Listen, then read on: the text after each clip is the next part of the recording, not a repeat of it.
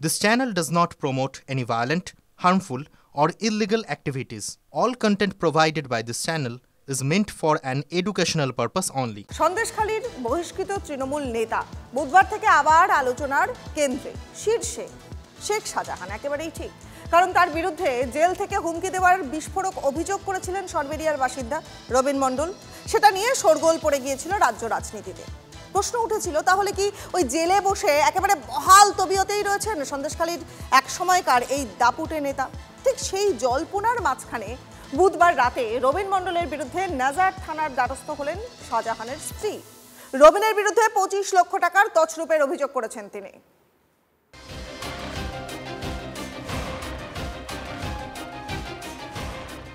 জেলে বসে কি ফেলে আসা সাম্রাজ্যের রাজ ধরতে চাইছেন সন্দেশখালীর এক সময়ের ত্রাস?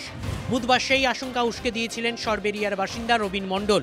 অভিযোগ করেছিলেন জেলে বসেই তাকে হুমকি দিয়েছেন শেখ শাহজাহান। 24 ঘন্টার মধ্যে এবার সেই রবিনের বিরুদ্ধেই আর্থিক তছরূপের অভিযোগে থানার দ্বারস্থ শাহজাহানের স্ত্রী।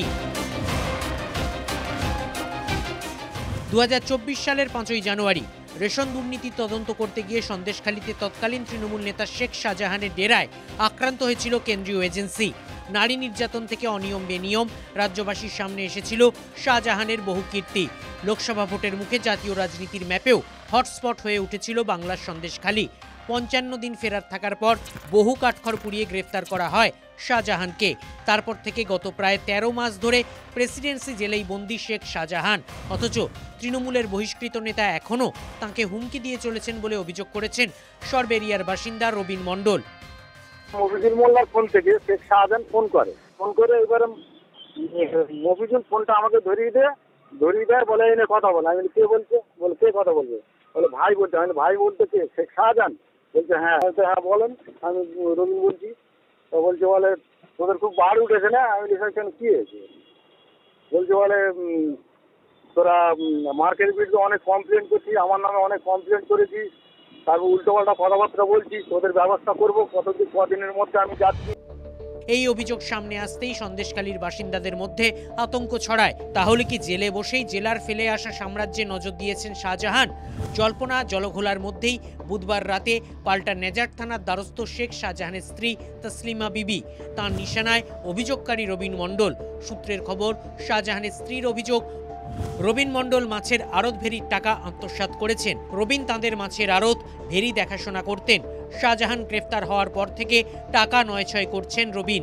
মাছের আড়তের ব্যবসায় 25 লক্ষ টাকার হিসেব দিচ্ছেন না রবিন। শাহজাহানের স্ত্রীর অভিযোগ নিয়ে রবিন মণ্ডলের সঙ্গে যোগাযোগ করে TV9 বাংলা। তাঁর পাল্টা দাবি, আমি 25 লাখ টাকাটা নিয়েছি কিভাবে? আমার কাছে কি কোনো আড়তের কোনো ক্যাশ থাকে না? আমি কোনো ক্যাশ ডিল করি? তার ধরুন আলাদা ওনার ক্যাশিয়ার ছিল, ক্যাশিয়ারের কাছে কথা বলতে বলুন সে টাকাটা কি করেছে। আমি তোকে ক্যাশ কোনোদিনই তো হাত দিতাম না। আমাকে তো ফাঁসানোর চেষ্টাই করছে। আমি যখন আমাদের সত্যটা তুলে দিচ্ছি তখন আমাকে ফাঁসানোর জন্য এইটা বলছে। আপনি কি আইনি পথে কি এর মোকাবিলা করবেন? অবশ্যই করব। বাংলার জেলে বসে জঙ্গি মডিউল চালানোর অভিযোগ আগেই উঠেছে। সংশোধনাগারে নজরদারি নিয়েও তাই প্রশ্ন উঠেছে। সেই জেল থেকেই ফের খবরের শিরোনামে সন্দেশখালীর এক সময়ের ত্রাস শেখ শাহজাহান। রবিন মণ্ডলের অভিযোগ ছিল মফিজুল মোল্লা নামে একজনের ফোন থেকে তাঁকে হুমকি দিয়েছিল শাহজাহান। TV9-এ সেই মফিজুল অবশ্য দাবি করেছেন, মিথ্যা অপবাদ দিলে এগুলো তো খুব খারাপ লাগে। আজকে ওর সঙ্গে মানে টোটাল ফোনে কোনো কথাই হয়নি। আর ও কেন এই জিনিসগুলো বলছে? আমার সঙ্গে শেখ শাহজাহানের কথা হতে যাবে কেন? শাহজাহান যদি জেল থেকে হুমকি দেয় তার মানে বুঝতে হবে তিনি জেলের মধ্যে বহাল তবিয়তে রসে বসে আছেন,